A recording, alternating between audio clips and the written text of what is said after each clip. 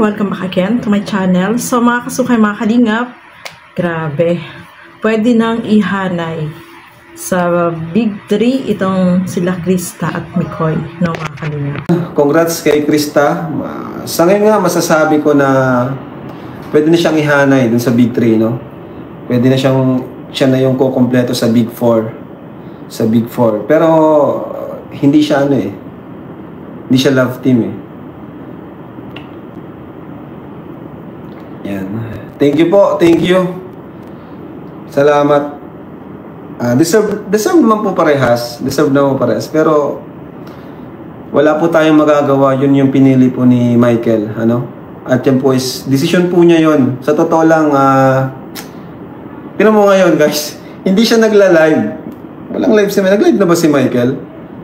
Natatakot siya Kinakabahan siya kasi bago lang siya sa Kalingap, tapos takot siyang mabash. So, wag na po nating wag po natin siyang wag nating i-bash si Michael kasi sa totoo naman, sino ba naman yung magtatrabaho ka na syempre kung magtatrabaho ka, doon ka na sa masaya ka nakasama, di ba? Masayang katrabaho. Ganun lang naman po yung kasimple. Wag po natin seryosohin, Kaya yun, wala po tayong magagawa. Decision po yun ni Michael.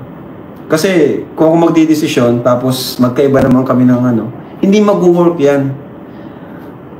Ang Dan Joy nag-work kasi parehas nilang gusto, Nag-work parehas nilang gustong ka-tandem bawat isa. Ganun din ang EDC, Nag-work siya kasi gusto nilang ka-tandem yung bawat isa or ka-love team yung bawat isa.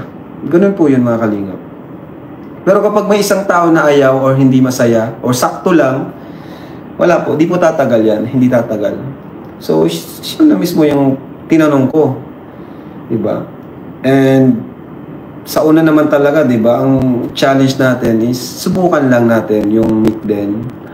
Kung, diba, challenge ko pa nga po sila. Kung abot tayo ng 500k, gagawin natin ng part 2, O, diba, kahit hindi umabot, ginawan ko pa rin po ng part 2 para may chance pa. Pero, yun po talaga. Hindi naman po talaga na abot yung ating challenge. Pero, naman po, okay mag-alala kasi tuloy-tuloy pa rin po support natin kay Eden. May love team or wala, Kaya, yun. Wag po nating, i-bash si Michael. Hindi siya makalive ngayon, Kinakaba.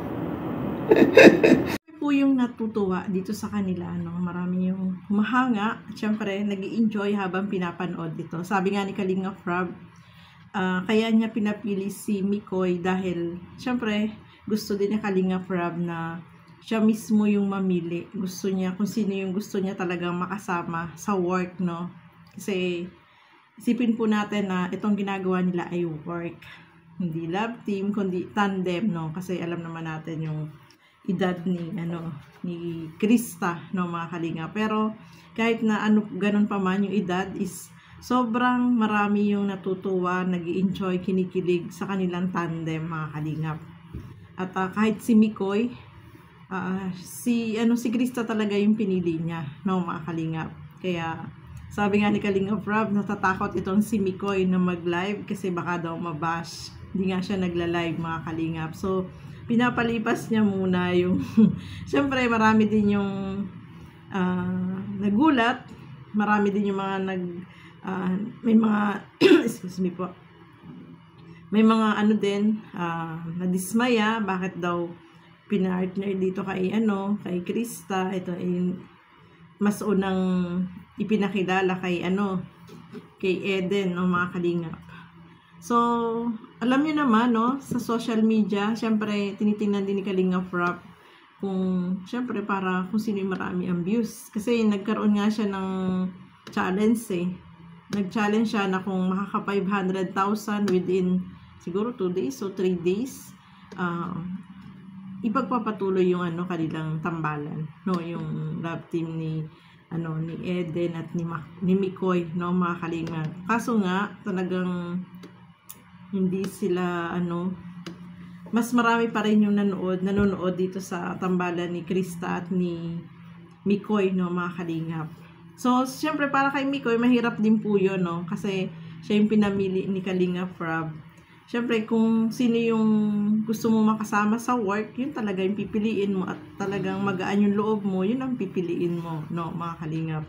So, marami yung nagsasabi na kawawa daw si Eden. Hindi naman po kawawa si Eden, no? Siguro, may tamang time o siguro mayroon ding tamang pwedeng i-partner sa kanya.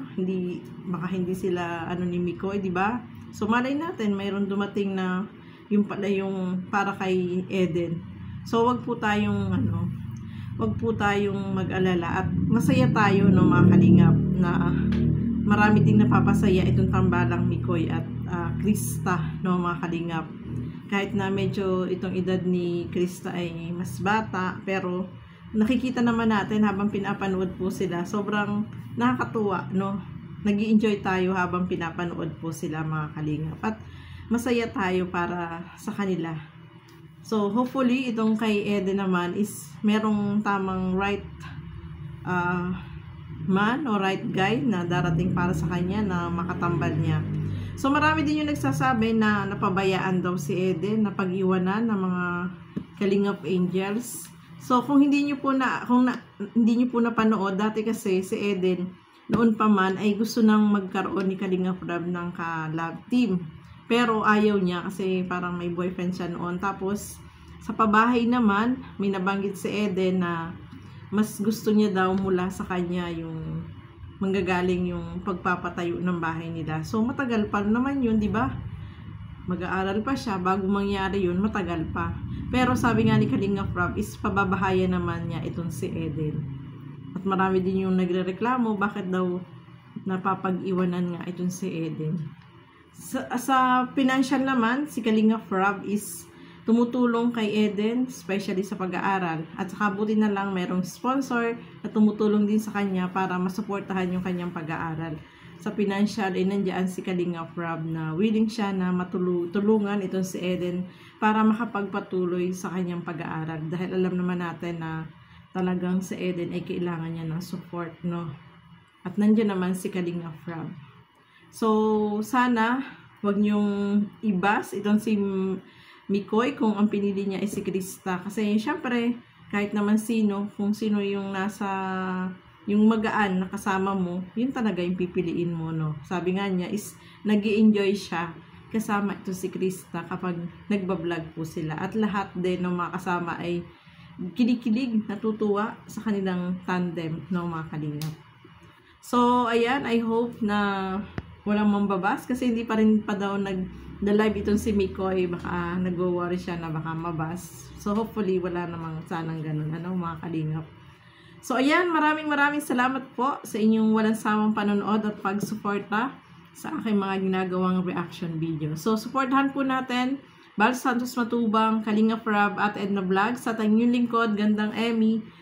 Sa mga hindi pa po nakapag-subscribe, please subscribe and please hit the notification bell para lagi po kayong updated sa aking mga ina-upload na mga reaction video. So hanggang dito na lamang po muna.